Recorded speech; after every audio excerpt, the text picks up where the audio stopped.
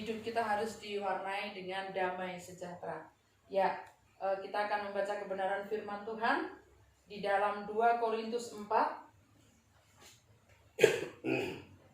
ayatnya yang ke-16 sampai yang ke-18. Yang sudah dapat katakan amin. Amin. Sudah dapat semua? Kita baca bersama-sama. Saya baca perikopnya. Jangan tawar hati juga waktu menghadapi maut. 2, 3. Sebab itu kami tidak tawar hati, tetapi meskipun manusia lahiriah kami semakin merosot, namun manusia batiniah kami dibaharui dari sehari ke sehari. Sebab penderitaan ringan yang sekarang ini mengerjakan bagi kami kemuliaan kekal yang melebihi segala-galanya, jauh lebih besar daripada penderitaan kami. Sebab kami tidak memperhatikan yang kelihatan, melainkan yang tak kelihatan. Karena yang kelihatan adalah sementara, sedangkan yang tak kelihatan adalah kekal. Wow, perikopnya di pagi yang indah ini mengatakan apa? Jangan tawar hati. Juga waktu menghadapi maut. Tapi kadang dalam setiap kehidupan kita, hidup itu kayaknya saling baku tawar-menawar. Tetapi firman Tuhan mengatakan apa? Jangan tawar hati juga waktu menghadapi maut. Waktu menghadapi maut itu kita tidak bisa tawar hati. Tuhan, jangan. Saya belum melakukan yang terbaik bagi Tuhan. Saya masih menyakiti sesama kami. Saya masih melakukan hal yang di luar Tuhan. Saya tidak melakukan apa yang Tuhan mau dalam kehidupan yang Tuhan masih percayakan. Saya masih melakukan hal-hal yang menyakiti hati Tuhan. Oleh sebab itu Tuhan, biarlah Tuhan masih memberikan kesempatan untuk saya boleh memperbaiki kehidupan saya. Contohnya itu seperti begitu. Tetapi Tuhan bilang apa? Tidak tawar, tidak bisa ditawar. Karena apa? Tuhan waktu memberikan kesempatan. Kenapa kesempatan itu tidak dipakai untuk melakukan hal yang baik? Ketika Tuhan mau mengambil kembali rohnya, dikembalikan kepada Tuhan, kita mau tawar hati. Tuhan bilang sudah tidak bisa. Sudah tidak bisa. Karena apa? Karena Tuhan memberikan peluang-peluang yang begitu panjang. Contohnya dari 0 kandungan sampai sekarang tahun berapa? Gitu. Nando lahir tanggal berapa? 17 bulan tahun 2004. Terus sampai sekarang sudah usia berapa tahun? 16. Apa? Usia 16 tahun, apa yang kamu perbuat untuk Tuhan? Apa yang kamu lakukan untuk Tuhan? Menyakiti Tuhan kah? Melakukan kehendak Tuhan kah? Melakukan hal-hal yang baik kah? Ya. Di ayatnya yang ke-18 itu. Sebab kami tidak memperhatikan yang kelihatan, melainkan yang tak kelihatan, karena yang kelihatan adalah sementara, sedangkan yang tak kelihatan adalah kekal. Kadang orang melihat apa? Kadang orang itu melihat yang kelihatan. Tapi yang tidak terlihat itu yang kadang susah, gampang-gampang percaya dan gampang-gampang tidak percaya. Melihat dari sisi positif kehidupan, pencobaan terjadi. Ya toh, pencobaan terjadi. Pencobaan terjadi dalam setiap kehidupan kita. Tuhan memberikan pencobaan bagi kita itu tidak melampaui batas akal kemampuan kita. Sehingga walaupun sedikit, walaupun sedetik, walaupun setetes, walaupun sebentar, pasti Tuhan memberikan rasa kebahagiaan. Karena apa? Karena kita percaya kepada Tuhan. Kalau kita tidak percaya kepada Tuhan, berarti kekuatan untuk kita menghadapi segala pencobaan, segala hal yang mungkin terjadi dalam setiap kehidupan kita, mungkin kita terombang-ambing, mungkin kita tidak percaya, mungkin kita rasa, wah kayaknya Tuhan tidak adil dalam setiap kehidupan kita. Oleh sebab itu, Tuhan memberikan pencobaan-pencobaan tidak melampaui akal batas kemampuan kita. Ketika kita diberhadapkan dengan pencobaan, ketika kita diberhadapkan dengan masalah, Tuhan situ sedang menguji. Ketika ada hal yang mengganggu pikiran kita, ketika ada perihal yang mungkin tidak mengenakan kita, mungkin ada hal yang sangat membuat kita tidak damai sejahtera, Tuhan di situ melihat. Apakah kita tetap pengiringan kita kepada Tuhan? Apakah kita tetap percaya kepada Tuhan? Apakah kita menghujat Tuhan? Apakah di situ kita berterima kasih kepada Tuhan? Karena apa? Karena pencobaan ada, berarti terbukti bahwa Tuhan sangat mengasihi kita. Sehingga permasalahan pencobaan itu Tuhan kasih, Tuhan berikan dalam setiap kehidupan kita. Supaya apa? Supaya kita mengingat kembali bahwa Tuhan kita itu Tuhan yang luar biasa. Tuhan kita itu adalah Tuhan yang sanggup. Walaupun keadaan rumit, walaupun keadaan yang bagi kita sudah tidak bisa, tetapi bagi Tuhan tidak ada perkara yang mustahil. Oleh sebab itu, lihatlah. Tuhan ini kan tidak kelihatan. Kita mau melihat Tuhan ini bagaimana? Kita mau percaya kepada Tuhan ini bagaimana? Tetapi perbuatannya itu nyata. Perbuatannya sangat nyata sekali.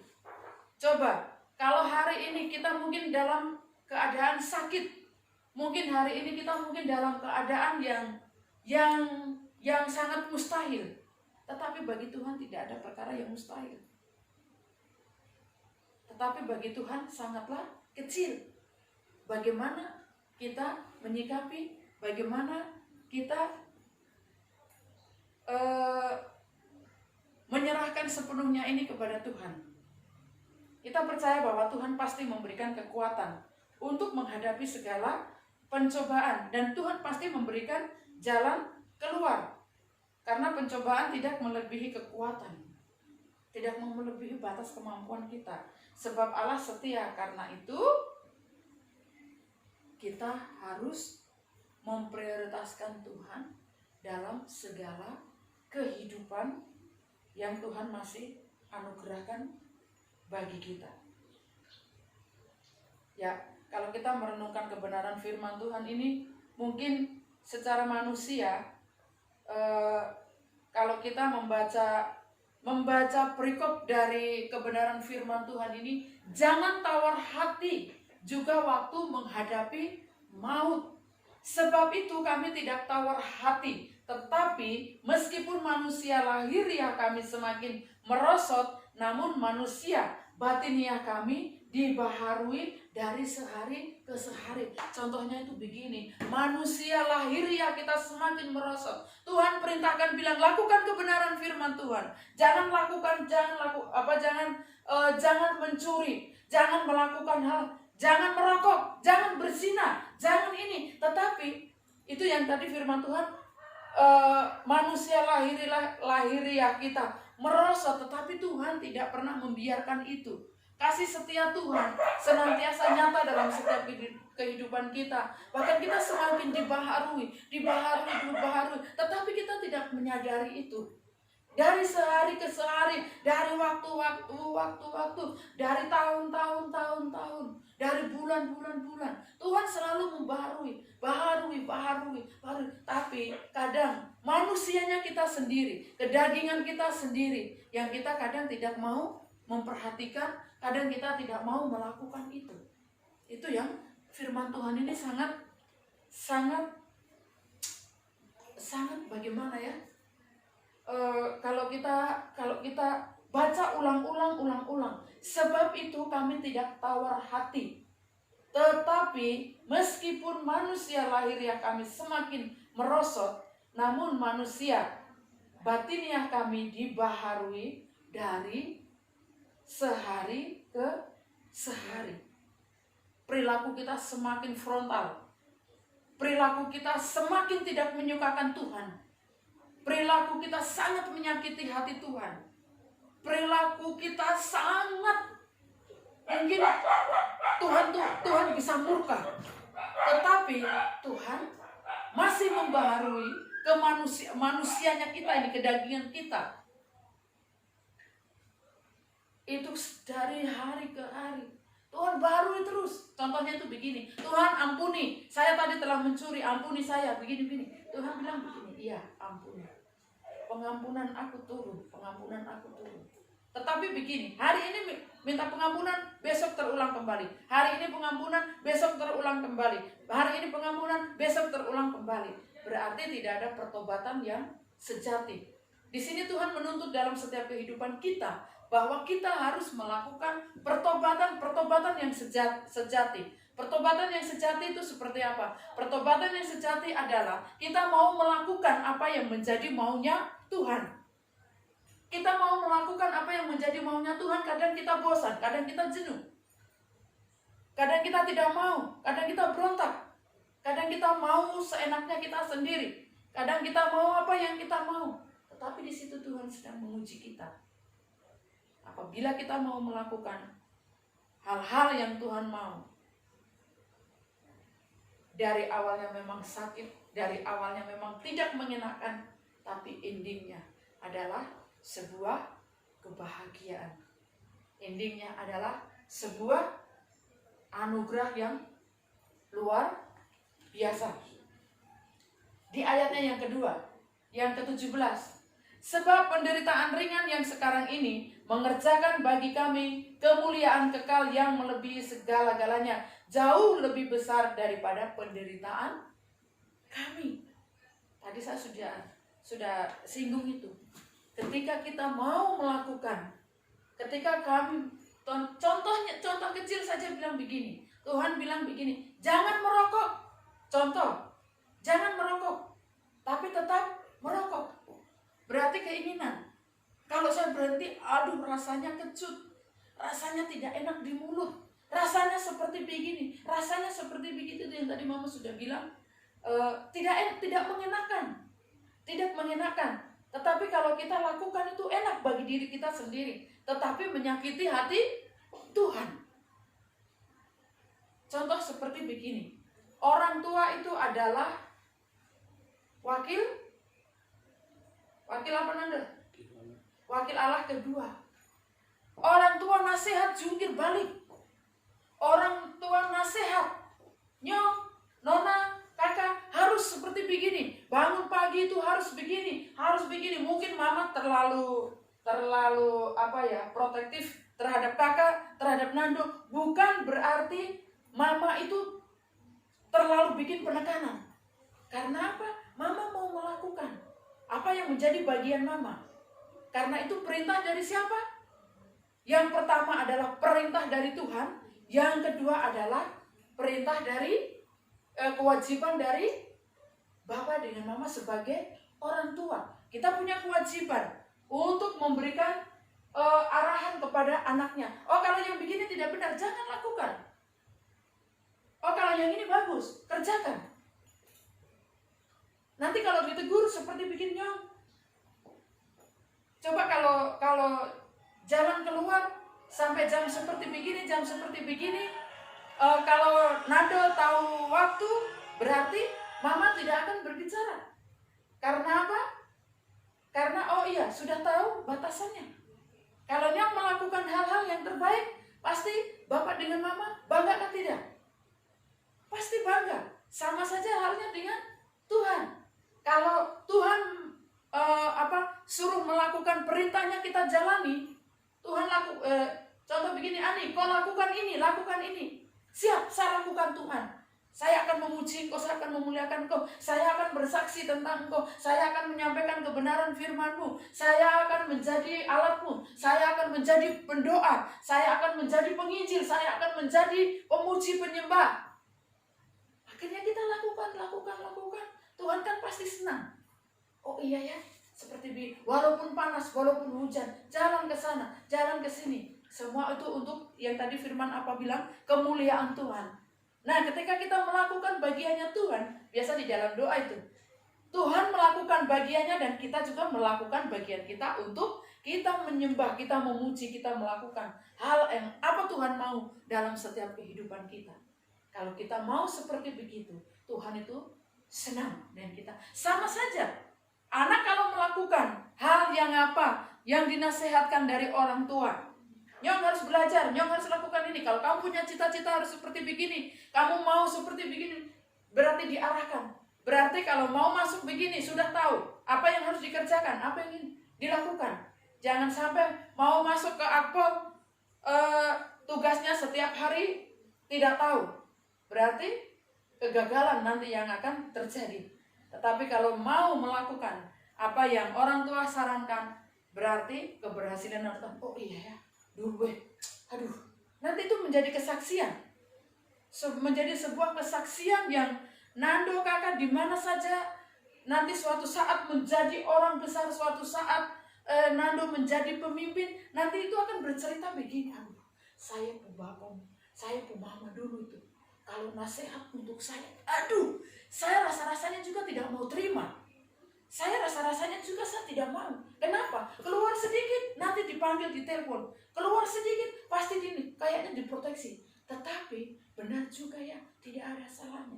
Ternyata sekarang ini saya bisa di tempat ini. Saya berhasil di tempat ini. Saya bisa lakukan ini. Karena apa? Karena dari orang tua punya nasihat. Karena dari apa? Dari saya melakukan untuk menyenangkan Tuhan. Saya mau melayani. Saya mau memberikan kehidupan kita, kehidupan saya sepenuhnya untuk Tuhan. Maka hari ini saya bisa tembus di kedokteran. Saya bisa tembus di Akpol. Saya bisa tembus di Akmil. Saya bisa tembus di mana lagi? Begitu. Mungkin kita tidak tahu apakah Nando besok jadi dokter, apakah Nando menjadi Kapolda, apakah menjadi bupati, apakah menjadi gubernur, kita tidak tahu. Yang penting intinya gini, kita melakukan apa yang Tuhan mau. Apa yang Tuhan mau dalam hidup kita, kita kerjakan, kita lakukan. Tuhan suruh kerjakan baru kamu tawar hati. Ketika maut menghampiri pun juga kamu sudah tidak bisa tawar-tawar lagi. Go, go! Sudah tidak ada yang mampu membatasi. Karena apa? Kalau Tuhan sudah memanggil, siapapun tidak bisa menghentikan. Kalau Tuhan sudah membuka, siapapun tidak akan bisa menutup. Ya, di ayatnya yang ke-18. Sebab kami tidak memperhatikan yang kelihatan. Kadang dalam setiap kehidupan kita ini, kita menganggap remeh pekerjaan Tuhan. Kita menganggap remeh Tuhan, kan tidak lihat saja. Kalau saya melakukan seperti begini kan, terada orang yang lihat, terada ini lihat, tetapi Tuhan memantau setiap tindak tanduk, setiap perihal, setiap kelakuan, setiap hal-hal yang kita kerjakan. Ya, melainkan yang tak kelihatan. Karena yang kelihatan adalah sementara, sedangkan yang tak kelihatan adalah kekal. Yang kelihatan itu sementara. Kadang yang kelihatan itu menjebak dalam setiap kehidupan kita. Ada iming-imingan, ada tawaran, itu kan nyata, melihat. Contoh, ini ada uang seperti begini. Atau tidak, ini ada satu, nanti kamu ditempatkan di tempat basah. Contohnya itu seperti begitu. Itu kan nyata, itu kelihatan. Gitu. Tapi kadang itu menjebak dalam setiap kehidupan kita. Karena apa? Karena kadang pilihan-pilihan kita itu pilihan yang secara kasat mata, tetapi tidak gini, ya Tuhan ini maunya saya ini seperti begini, tetapi nanti kalau sudah terjadi baru kita sadar. Nah, Tuhan tidak mau yang seperti begitu.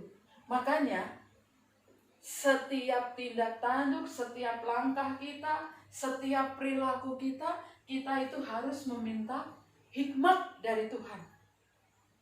Kita meminta hikmat dari Tuhan. Tuhan, kalau saya mau melakukan seperti begini, nanti endingnya seperti apa? Kalau saya mengerjakan seperti ini, nanti endingnya seperti apa? Jangan yang sudah melihat Wah, sudah di depan mata seperti begini, langsung Tuhan bilang begini, ya itu masih diuji saja. Akhirnya terjebak di situ. Padahal Tuhan menyediakan yang luar biasa, yang tadi kamu tidak anggap itu. Yang tadi itu kamu tidak sadari itu. Yang tadi kamu tidak peka itu. Begitu. Sebenarnya sudah tersedia di sini, tetapi kita menjemput yang di sebelah lagi. Kalau menjemput di sebelah lagi, seharusnya di sini hanya satu langkah begini saja, tetapi yang di sebelahnya 1, 2, 3, 4 sampai 10 langkah. Jadi kebenaran firman Tuhan di pagi yang indah ini mengajarkan kita bahwa walaupun kita ada di tengah badai, di tengah pencobaan, di tengah hal-hal yang tidak mengenakan kita harus melibatkan Tuhan di dalamnya, sehingga dalam setiap kehidupan kita tetap kokoh, kita tetap menomorsatukan Tuhan, kita akan tetap menjadi pribadi Kristus yang sangat luar biasa. Kita harus radikal. Kita jangan jadi gampangan. Kalau kita gampangan, orang kutik sendiri, orang hanya kutik begini saja itu sudah, oh iya kah? Betul kan? Oh iya sudah. Kalau begitu saya jalan. Tetapi kita harus peka dengan semuanya itu. Kita contoh begini. Bapak dengan mama berkeinginan, dulu bapak dengan mama berkeinginan bahwa kakak harus masuk di kedokteran. Nah, itu suatu rancangan kehidupan kita, rancangan dari orang tua. Tetapi rancangan daripada Tuhan itu lain. Kakak tidak masuk di kedokteran, tetapi kakak masuk di keperawatan. Nah, nanti ketika kakak masuk di keperawatan situ, Tuhan menyediakan segala sesuatunya. Tuhan itu sudah menyiapkan segala sesuatunya. Walaupun di keperawatan, nanti kakak punya perjalanan tuh harus seperti begini, seperti begini, seperti begini. Kita tidak tahu. Begitupun perjalanan Nando. Begitupun perjalanan Bapak. Kita tidak tahu. Perjalanan Bapak itu ada bisa di Dispenda, bisa di Bawaslu. Bapak tinggal lakukan saja. Nanti Tuhan yang mengatur semuanya itu. Intinya sekarang bagaimana kita melakukan apa yang Tuhan mau dalam setiap kehidupan kita. Kita lebih bergairah lagi. Bapak selalu mengatakan bahwa kita harus lebih bergairah lagi dengan Tuhan. Mesbah kita dibenahi lagi. Kita sungguh-sungguh di dalam Tuhan. Lakukan bagian kita saja. Lakukan bagian kita saja. Kita harus benar-benar memberikan hidup kita ini sungguh benar-benar di hadapan Tuhan. Sehingga ketika Tuhan memanggil kita untuk kembali kepada Dia, kita sudah tidak ada penawaran lagi. Kalau kita kembali kepada Tuhan masih ada penawaran, berarti sadar diri tentang kehidupan kita. Apa sih yang saya lakukan? Kok ketika saya dipanggil, Tuhan bilang begini, jangan sekarang Tuhan, karena saya hidup, yang tadi Nando bilang, sudah dari 16 tahun ini, saya belum pernah menyukakan hatinya Tuhan. Tetapi saya melakukan hal-hal di luar Tuhan. Saya melakukan yang mungkin menyakiti hatinya Tuhan. Makanya itu Tuhan, saya minta belas kasihan. Tuhan dari sekarang, jangan. Begitu. Hidup tidak bisa seperti begitu. Makanya kita hidup harus siap. Siap apa saja. Siap apa saja. Siap dipanggil. Kan nanti suatu saat juga kembalinya ke situ. Siap dipanggil. Siap melakukan apa yang menjadi bagian kita. Siap, mungkin Tuhan bilang begini, kamu kerjakan yang itu. Kamu mau tidak menjadi pelayanku? Kamu mau tidak menyampaikan isi hatiku? Kamu tidak, kamu mau tidak? Kamu memuji menyembah. Memuji menyembah kepada Tuhan itu tidak pakai aturan. Tidak pakai waktu. Setiap detik, setiap menit, setiap waktu, di dalam hati kita harus ada ungkapan-ungkapan syukur untuk Tuhan. Karena Tuhan menyertai dalam setiap kehidupan kita. mulai detik ini, mulai di nol kandungan sampai detik ini, kita dalam keadaan sehat walafiat, kita tidak kekurangan suatu apapun. Bahkan Tuhan memberikan kepercayaan yang luar biasa. Itu pertanda bahwa kita harus sanggup melakukan hal-hal yang menjadi maunya Tuhan. Sekali lagi, tawar hati jauhkan dalam setiap kehidupan kita. Yang ada, kita siap Tuhan, kita siap Tuhan, kita siap Tuhan. Itu yang harus kita lakukan. Kita juga tidak tahu, kita ini hanya sebagai alatnya Tuhan. Namanya alat itu kan hanya disuruh saja.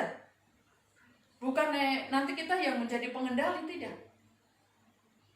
Macam mama bikin kue begitu. Mama kalau bikin kue itu bagaimana? Mama mau cetakan ini kah? Mau cetakan itu kah? Nanti mau jadinya kue seperti bagaimana kah? Itu kan tergantung mama. Sama saja dengan kehidupan kita. Kita hanya sebagai pelaku. Pelaku kebenaran firman Tuhan. Pelaku apa yang menjadi bagiannya Tuhan kita kerjakan dalam setiap kehidupan kita. Ya, mungkin kebenaran firman ini sampai di sini mungkin Bapak mau menambahkan. Persilahkan. Ya, baik, buat luar biasa. Kita mendapatkan pengajaran di pagi ini mengingatkan kita bahwa prioritas utama kita kepada Tuhan itu mutlak. Karena kadang kita lebih cenderung untuk memenuhi kebutuhan jasmani daging daripada kebutuhan roh. Ini surat Paulus kepada jemaat di Korintus. Dia menjelaskan tentang apa yang dia alami, bahwa ketika dia mengambil komitmen untuk memilih Tuhan, untuk melayani Tuhan, maka banyak hal yang menjadi kebutuhan jasmaninya yang dia tinggalkan. Akan kebutuhan berhubungan dengan pelayanan fokus kepada keluarganya, pelayanan kepada kebutuhan mungkin sahabat-sahabatnya, teman-temannya, mereka bisa bermain, bisa menikmati kesenangan-kesenangan mereka sebentar. Ini yang dia sampaikan bahwa dia meninggalkan itu semua. Hal-hal yang menjadi kebutuhan prioritas utama ditaklukkan, dia meninggalkan untuk dia fokus kepada Tuhan. Karena dia melihat Tuhan tuh dalam firman Tuhan, dia sangat percaya bahwa janji Tuhan tuh hal-hal yang luar biasa. Karena bukti iman itulah yang membuat kita punya keseriusan kepada Tuhan, keyakinan kepada Tuhan, menyembah Tuhan, punya waktu dengan Tuhan kita lakukan. Maka Tuhan membawa kita untuk mengangkat kita, menempatkan kita untuk memenuhi janji-janji Tuhan, bahwa Tuhan akan memberkati kita, Tuhan akan menolong kita, Tuhan akan membawa kita keluar dari kesulitan, kerumitan. Karena bagian dari prinsip yang mana kita mendahulukan Tuhan untuk bagaimana mempercayai setiap janji Tuhan dalam firman-Nya kepada kita, sehingga membuat kita untuk fokus, saya melayani Tuhan, saya lebih baik, saya datang ke ibadah, saya lebih baik, saya punya waktu yang ada, saya harus berdoa dulu, saya harus melibatkan Tuhan dalam setiap momen kita. Jadi sebab kami tidak memperhatikan yang kelihatan, melainkan yang tak kelihatan, karena yang kelihatan adalah sementara, kelihatan adalah kekal. Jadi kadang kan seperti itu, orang berpikir, saya lakukan ini targetnya adalah mendapatkan jabatan, saya kerja ini, seperti tadi sudah jelaskan, bahwa fokusnya hanya sesuatu yang terlihat supaya saya bisa dapat keuntungan, saya bisa dapat wanita yang cantik, atau saya bisa diakui orang bahwa saya bisa begini, bisa begitu. Ini sebuah proses dari sesuatu yang kita hanya lihat, menilai dan mengukur secara kemanusiaan kita. Sedangkan yang Tuhan mau itu hal yang luar biasa, lebih besar, yang lebih mulia. Oleh sebab itu selalu kita diajarkan, aku selalu mengajarkan bahwa kita minta Tuhan Roh Kudus menuntun kita, sehingga kehendak Tuhan itu yang terlaksana, keinginan Tuhan itu yang Tuhan nyatakan lewat hikmat-Nya kepada kita untuk kita kerjakan, sehingga kita kerjakan sesuatu yang berhubungan dengan strategi kita, rancangan kita, program kita. Ini yang kita abaikan karena kita melakukan segala sesuatu berhubungan dengan akal kita. Itu sesuatu yang di luar dari ekspektasi Tuhan. Sebab kadang kita berpikir sesuatu yang kita berpikir, keinginan kita itu sesuatu yang akan membuat kita tenang, kita untung, kita bahagia. Tapi kita tidak tahu bahwa sesuatu yang kita capai itu juga dampaknya kepada kehidupan kita, hal-hal yang akan di luar dari kehendak Tuhan. Ya, bisa menimbulkan hal-hal yang mengecewakan Tuhan, bisa menimbulkan hal-hal yang akan merugikan kita, merugikan sesama kita. Sehingga biarlah kita mengalir dalam jalannya Tuhan. Sehingga firman Tuhan di bagian lain dikatakan bahwa begini, kita mengucap syukurlah dalam segala hal. Jadi kita mengalir saja. Tuhan mau kasih apa kita syukuri. Mau kasih ya situasi kehidupan perjalanan kita mengalir kemana, kita syukuri. Sebab Tuhan turut bekerja dalam segala hal untuk tujuannya mendatangkan kebaikan. Rancangan Tuhan tidak pernah merancangkan kita kepada kecelakaan, masalah, tapi rancangannya penuh dengan damai sejahtera, penuh dengan kesuksesan, penuh dengan keberhasilan. Oleh sebab itu mari kejarlah Tuhan. Tuhan kita itu tidak kelihatan, tapi nyata iman kita. Ketika kita ada pergumulan, ada persoalan, ketika kita melibatkan Tuhan, Tuhan terlibat menolong kita, memulihkan kita, menuntun kita melalui semua hal-hal, situasi kita keluar sebagai pemenang. Ini bagian dari kita mengiman kepada Tuhan yang tidak kelihatan itu, tapi nyata dalam kehidupan kita. Itulah yang diceritakan oleh Paulus, bahwa mereka berusaha ini karena janji-janji Tuhan tuh bahwa hal-hal yang luar biasa akan mereka peroleh di kemudian hari, di surga yang kekal sana. Bukan dia kejar sesuatu yang hanya sebentar di dunia ini semu, untuk kenikmatan sebentar. Demikian firman Tuhan. Biarlah firman Tuhan di hari ini dapat memberkati kita. Ya, Tuhan yang punya firman akan mengajarkan kita lebih lagi, mengingatkan firman ini dalam hari-hari hidup kita, sehingga kita semakin hari bertumbuh di dalam iman kepada Tuhan, sehingga kita kejar keselamatan itu. Kita kejar untuk bagaimana iman kita semakin bertumbuh di hadapan Tuhan. Semakin bertumbuh iman kita, kepercayaan kita, membuat kita punya pengertian, pengetahuan, hikmat Allah untuk kita bisa mendidik. Dan kita prioritas untuk kita lebih fokus untuk melayani Tuhan. Kita lebih fokus untuk mengerjakan kehendak Tuhan. Lakukan kebenaran. Seperti tadi ingat, jangan menipu, jangan melakukan hal-hal yang bebal, jangan, itu bagian-bagian yang Tuhan tidak sukai. Tapi prinsip itu ya kita praktekkan lewat firman itu dalam kehidupan kita, sehingga dunia melihat, lingkungan melihat, orang tua melihat, adik-adik melihat, keluarga yang melihat, benar ya, orang percaya Tuhan tuh ternyata ada sesuatu yang beda. Amin. Orang ikut Tuhan ternyata ada perbedaan. Sebab itu memang janji Tuhan. Tuhan akan membedakan orang yang beribadah kepada Tuhan yang tidak. Dan ketika kita setia beribadah kepada Tuhan, Tuhan akan melindungi kita, Tuhan akan meluputkan kita dari berbagai macam tekanan, masalah, berbagai macam intimidasi, kuasa kegelapan, roh-roh yang menawan kita. Karena kehidupan manusia ini lebih cenderung untuk melayani keinginan roh itu, spirit. Roh keinginan yang terlalu berlebihan yang membawa kita untuk memenuhi segala sesuatu supaya mau diakui, mau dihormati, mau punya sesuatu yang mewah supaya ya kita tidak anggapannya bahwa supaya orang tidak menganggap remeh kita, supaya orang puji kita, orang sanjung-sanjung kita. Ini sesuatu yang semu, yang sebentar. Tetapi ketika kita melayani kehendak Tuhan, roh Allah, maka kita akan memiliki kerendahan hati, sikap yang santun. Kita akan melihat beban orang lain bawa dalam pergumulan, dalam doa. Kita akan proteksi spirit yang terjadi di lingkungan kompleks kita. Kita punya pemetaan, oh ini ada roh ini, roh mabuk-mabukan, oh ini ada roh kenakalan, roh pencurian, roh apa yang ada. Roh itu yang kita perangi, kita datangi kepada Tuhan melalui syafaat, dan Tuhan melakukan pembelaan. Itulah roh Tuhan ada pada kita, sehingga kita memiliki rasa empati kepada orang lain, rasa bertanggung jawab untuk bagaimana menghadirkan Tuhan untuk melakukan sebuah terobosan dan pemulihan. Demikian firman Tuhan, mari kita berdoa. Haleluya, haleluya. Bapa surgawi, Bapa yang luar biasa dan ajaib, kami bersyukur untuk firman-Mu. Hamba-Mu telah menyeberangkan isi hati Tuhan kepada kami tentang pengajaran Paulus kepada kami, untuk kami tetap mengabdikan hidup kami sepenuhnya kepada Tuhan, memprioritaskan hal yang mulia dan kekal daripada hal-hal yang sebentar atau semu ya Tuhan.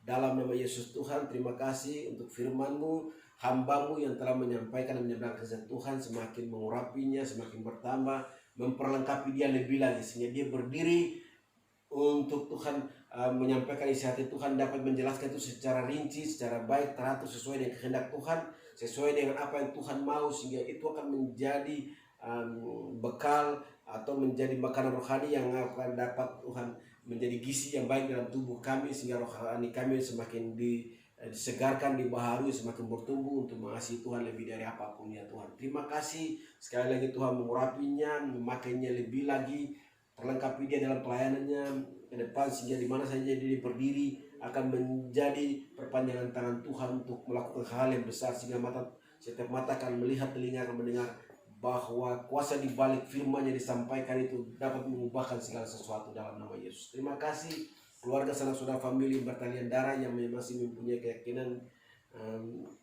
berseberangan. Tuhan pulihkan mereka dan selamatkan mereka pulang. Keluarga besar kami yang ada di mana saja Tuhan memberkati menyertai, terutama keluarga kami di Waibomatah dalam lindungan dan penyertaan Tuhan.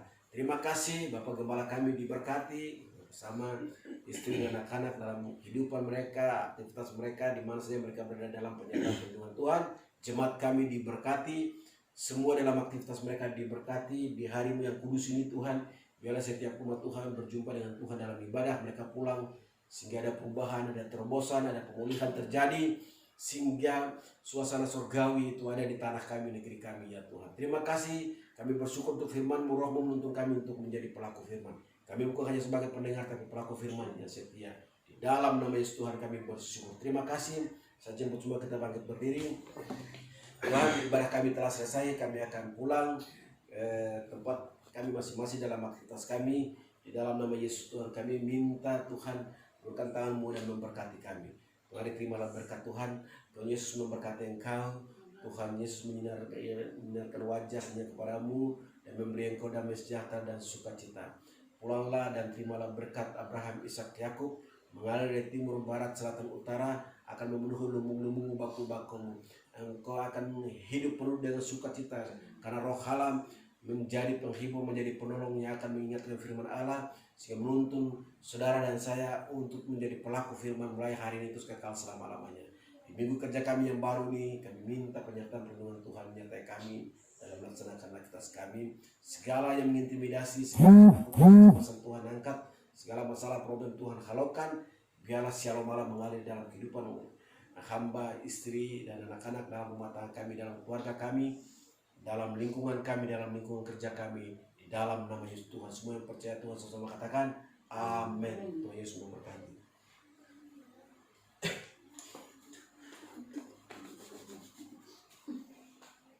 Tuhan Yesus memberkati. Shalom. Tuhan Yesus memberkati. Sayang. Sudah. Sayangnya jam saja.